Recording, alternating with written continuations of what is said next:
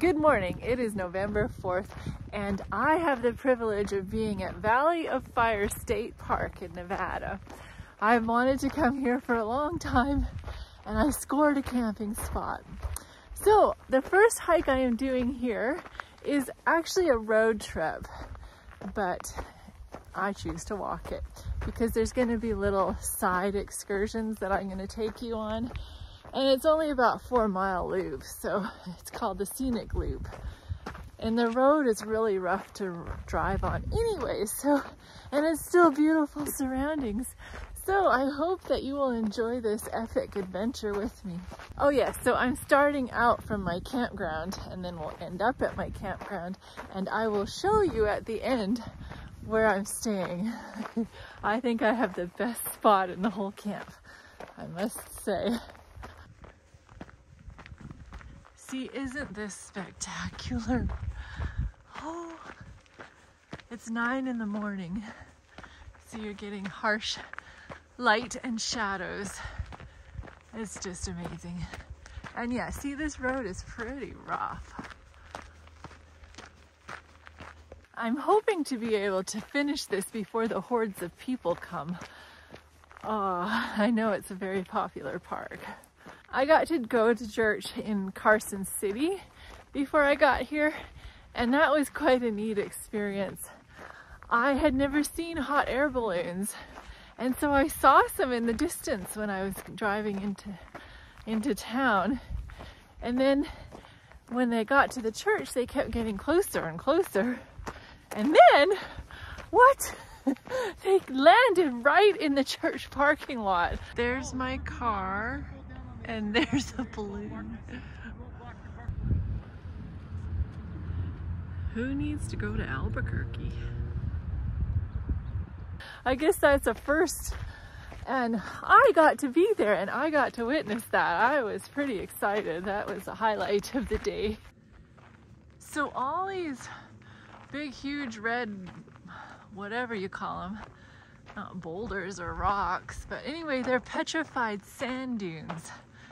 And it's the wind and the water that gives them the neat indentations and markings and wearing out. So, I mean, it's so intriguing. I just love this kind of stuff. It's so fun. See, just look at that massive hoodoo, I guess it's called, hey? Just so fun.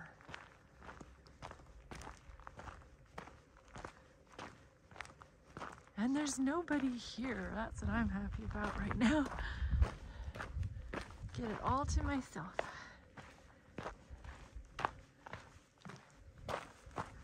So I'll take you right in it.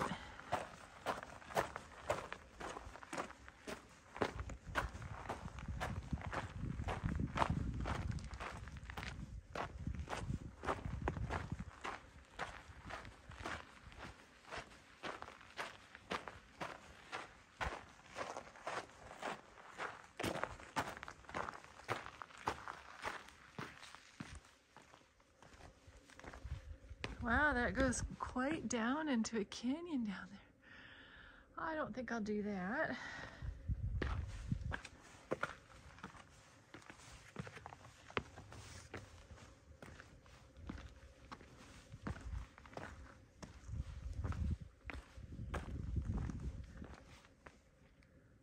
Isn't this just like a moonscape?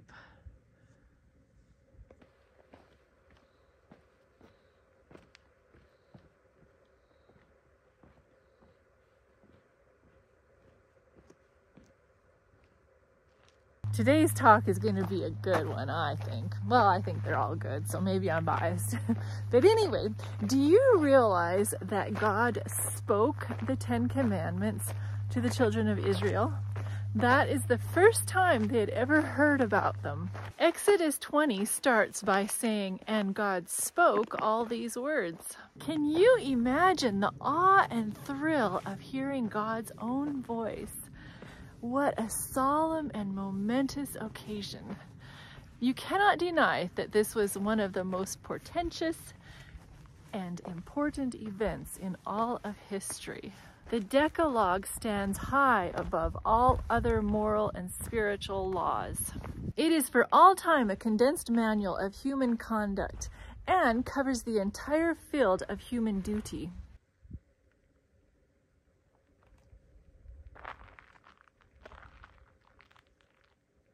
In Matthew, Jesus referred to the commandments as the way whereby one might secure eternal life.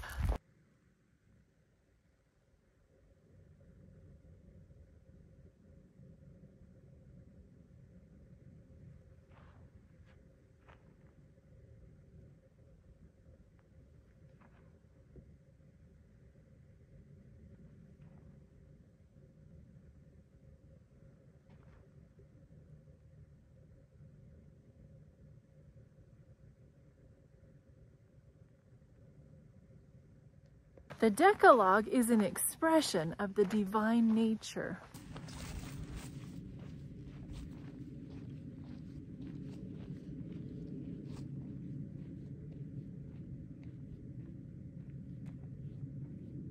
Man was made in the image of God, made to be holy as He is holy, and the Ten Commandments are heaven's ordained standard of holiness.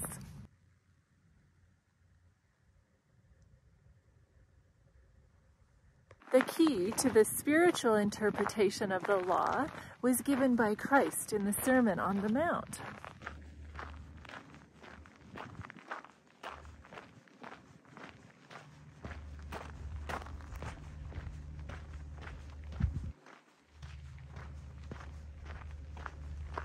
The Decalogue is the expression not only of holiness, but also of love.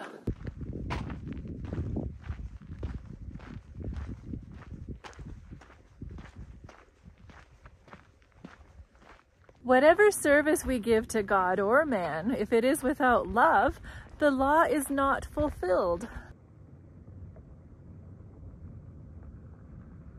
And if you think about it, it is love that protects us from violating the Ten Commandments. It should ever be the great motive that impels us to obedience. So that gravel road was about a mile long, and now I get to walk on the highway. But it'll be worth it, I promise, because we've got neat side trips to take. Exodus 20 starts out with, "I am the Lord thy God," which is literally translated as, "I am Yahweh." It means the existing one and the one who causes to be. All right, the first little side trip is the beehives. Yeah, that does look like a beehive. It's these different layers of sediment that make it look like a beehive, they say.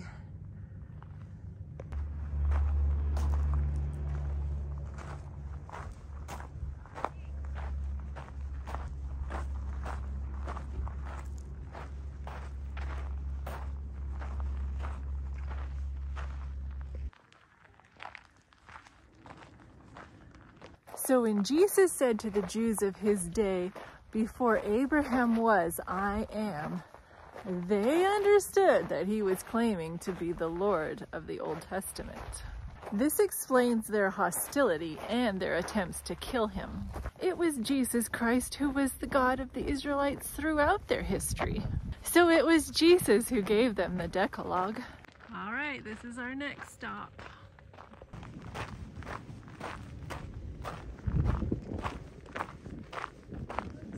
I think you can go this way.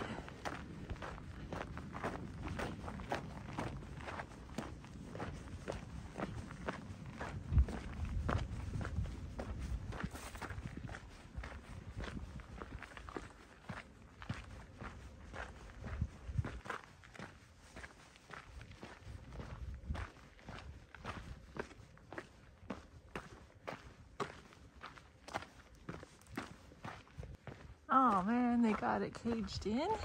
While the log was buried, groundwater carrying minerals in solution worked its way into the microscopic air spaces in the woody tissues. Here the minerals were deposited, completely filling available space. The colors in the log are usually caused by oxides of iron or manganese.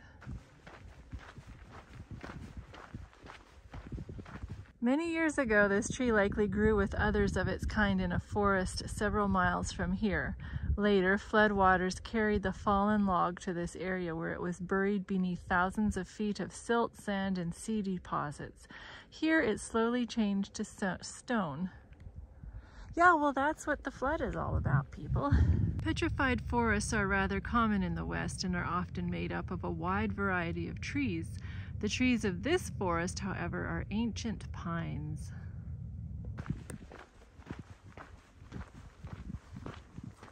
The forest where this tree once grew was likely made up of primitive evergreens called araucarian pines. Several species of araucaria are still found growing in South America, Australia, and other land areas south of the equator. Of these, the Norfolk pine may be the best known. Then Exodus 20 goes on to say, "I have brought you out of the land of Egypt, out of the house of bondage." Did you know that scriptures make Egypt symbolic of the state of sin? So the deliverance of Israel from Egypt may appropriately be compared to the deliverance of all God's people from the power of sin. The Lord delivered his people from the land of Pharaoh in order that he might give them his law. Likewise, through the gospel, Christ frees us from the bondage of sin in order that we might keep his law, which in him is translated into through obedience. Next stop is at Lattle Rock. You have to climb a lot of stairs to get up here.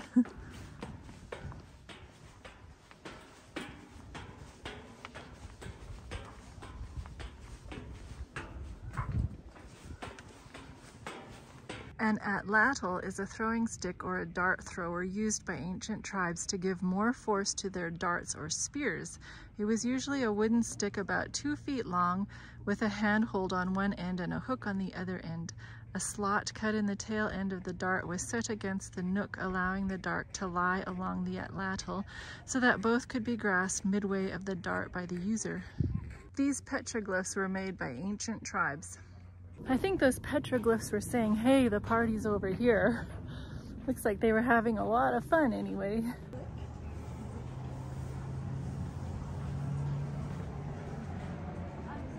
Deliverance from Egypt, or sin, was to provide the motive for obedience to God's law. Note the order. The Lord first saves Israel, then gives them his law to keep. Just like for us, Christ first saves us from sin and then lives out his law within us. Okay, look what's next. Unable to withstand the blasting of strong winds and the slow dissolving away by rains of the cementing materials holding its sand grains together, the rock weakened, allowing an arch to form. Eventually it will grow too large for its support, and nature's forces will complete their work of destruction.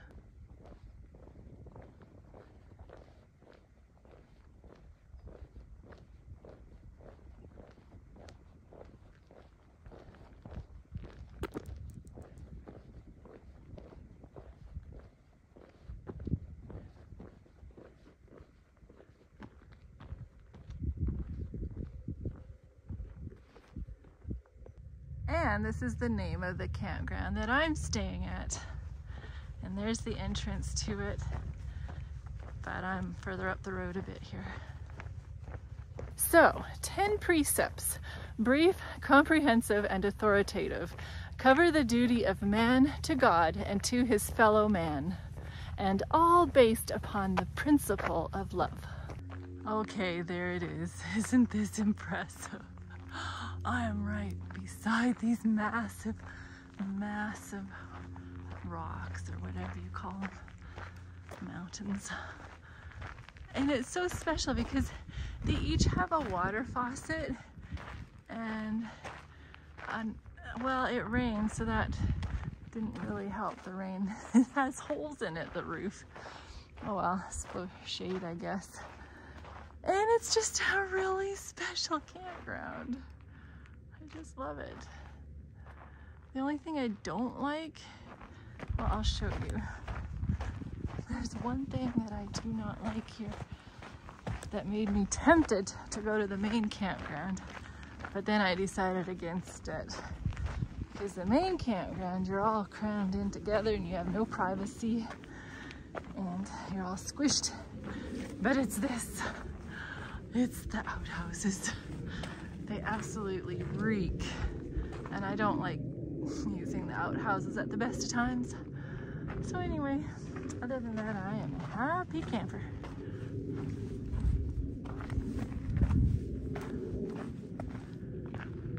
Yeah, just look at that. So in the hikes to come, I will be taking one hike per commandment. We'll be looking at each individual commandment. They're all so special. God is amazing. Thanks for watching.